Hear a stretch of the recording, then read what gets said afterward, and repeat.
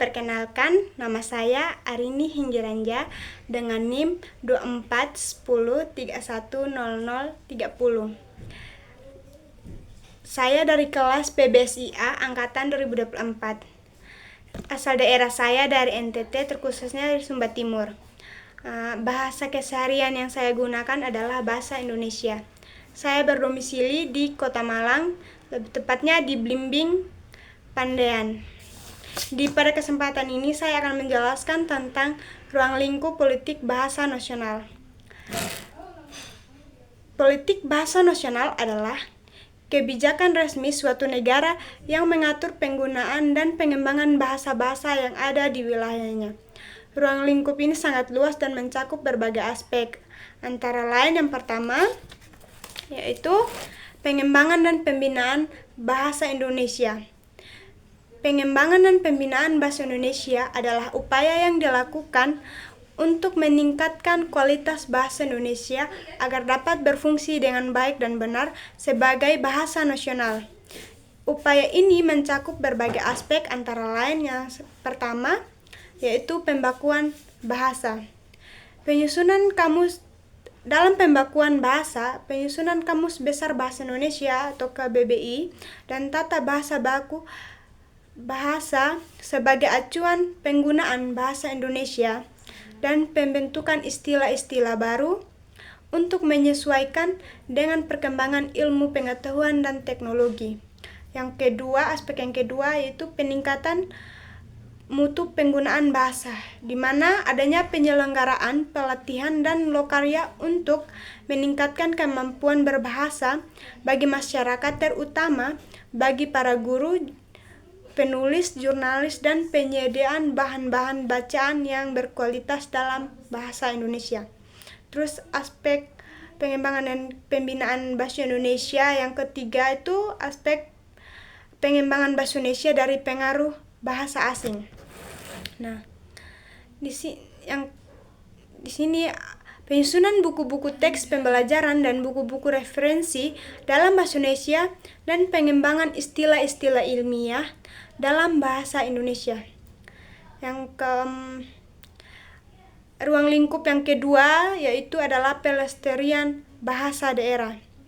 Dalam politik bahasa nasional, dalam konteks pelestarian bahasa daerah mencakup berbagai upaya yang dilakukan pemerintah untuk melindungi dan mengembangkan bahasa-bahasa daerah yang ada di Indonesia. Berikut adalah beberapa aspek penting dalam ruang lingkup ini, yaitu pengakuan dan penghargaan. Nah, pemerintah mengakui dan menghargai keberadaan bangsa-bangsa daerah sebagai bagian dari kekayaan budaya bangsa. Hal ini tercermin dalam undang-undang dan kebijakan yang mengakui hak masyarakat untuk menggunakan dan mengembangkan bahasa daerah mereka. Yang kedua, dokumentasi dan revitalisasi. Upaya untuk mendokumentasikan bahasa-bahasa daerah terutama yang terancam punah melalui perekaman dan penyusunan kamus serta tata bahasa, program-program revitalisasi bahasa yang bertujuan untuk menghidupkan kembali penggunaan bahasa daerah di kalangan generasi muda. Yang ketiga, pendidikan dan pengajaran. Penyelenggaraan pendidikan bahasa daerah di sekolah-sekolah, terutama di daerah-daerah dengan bahasa daerah yang masih kuat. Dan pengembangan materi ajar dan metode pengajaran yang inovatif untuk membuat pembelajaran bahasa daerah lebih menarik. Terus ruang lingkup yang ketiga yaitu penggunaan bahasa asing. Politik bahasa nasional juga mengatur bagaimana bahasa asing digunakan di Indonesia. Ruang lingkup ini yang pertama, pengaturan penggunaan bahasa asing. Pemerintah menentukan kapan dan di mana bahasa asing boleh digunakan, misalnya dalam bidang ilmu pengetahuan, teknologi, atau bisnis internasional. Hal ini bertujuan agar pengguna bahasa asing tidak mengganggu kedudukan bahasa Indonesia sebagai bahasa nasional. Terus yang kedua itu peningkatan kemampuan bahasa asing. pemerintah mendorong masyarakat untuk belajar bahasa asing, terutama bahasa Inggris, agar dapat bersaing di tingkat global. Hal ini dilakukan melalui pendidikan formal, pendidikan dan program-program pertukaran pelajar. Yang ketiga itu adanya pelindungan bahasa Indonesia. Pemerintah berusaha melindungi bahasa Indonesia dari pengaruh negatif bahasa asing. Misalnya penggunaan istilah-istilah asing yang tidak perlu. Hal ini dilakukan dan mengembangkan istilah-istilah bahasa Indonesia yang sesuai dengan perkembangan zaman. Adapun tujuan dari penggunaan bahasa asing ini yaitu yang pertama, untuk meningkatkan kemampuan bahasa Indonesia dalam berkomunikasi dengan meningkatkan kemampuan bangsa Indonesia dalam berkomunikasi dengan dunia luar atau dunia global. Yang kedua, untuk memastikan bahwa bahasa Indonesia tetap menjadi bahasa utama di Indonesia. Yang ketiga, menjaga identitas bangsa di tengah arus global. Terus selanjutnya ruang lingkup yang keempat itu ruang lingkup politik nasional. Yang keempat itu pendidikan dan pengajaran bahasa. Politik bahasa nasional dan dalam konteks pengajaran dan pendidikan bahasa mencakup berbagai aspek penting untuk memastikan bahwa Indonesia dan bahasa daerah diajarkan dengan baik dan benar. Yaitu ada beberapa poin dalam pengajaran ini, yaitu pertama diadakan kurikulum pendidikan bahasa. Pemerintah menetapkan kurikulum yang jelas dan berstruktur untuk pengajaran bahasa Indonesia. Yang kedua, peningkatan kualitas pengajaran. Pemerintah berupaya meningkatkan kualitas pengajaran bahasa dengan menyediakan pelatihan dan pengembangan profesional bagi guru bahasa yang ada di Indonesia.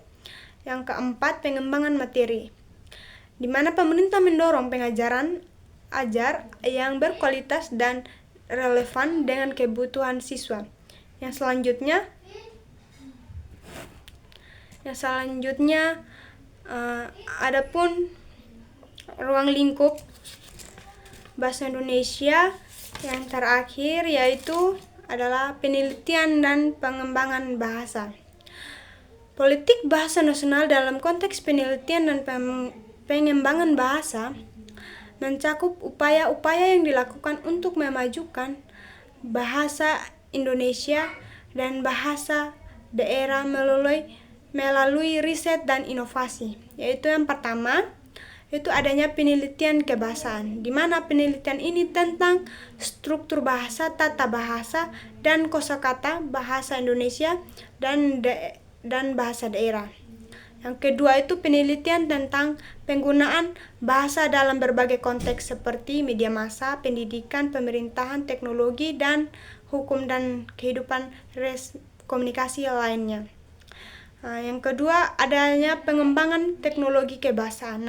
Dalam pengembangan teknologi kebahasaan ini, pengembangan ini mengaplikasikan dan untuk pelajaran bahasa, di mana mereka menciptakan sebuah aplikasi dan perangkat lunak untuk pelajaran bahasa bagi siswa-siswa. Yang kedua itu pengembangan sistem terjemahan otomatis. Yang selanjutnya pengembangan teknologi pengenalan suara dan teks untuk bahasa Indonesia dan bahasa daerah. Terus ada pun juga penelitian selanjutnya itu pengembangan istilah dan kosakata. Penyusunan istilah-istilah baru.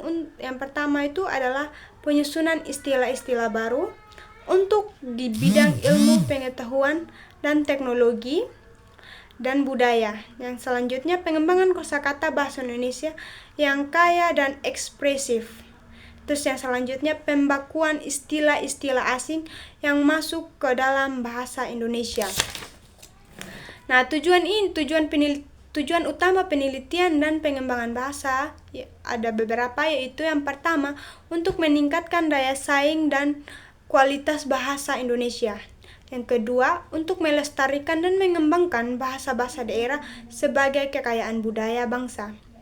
Yang selanjutnya, untuk memajukan ilmu pengetahuan dan teknologi dalam berbahasa Indonesia. Yang terakhir yaitu menciptakan masyarakat Indonesia yang melek bahasa dan budaya. Sekian saja dari saya, terima kasih.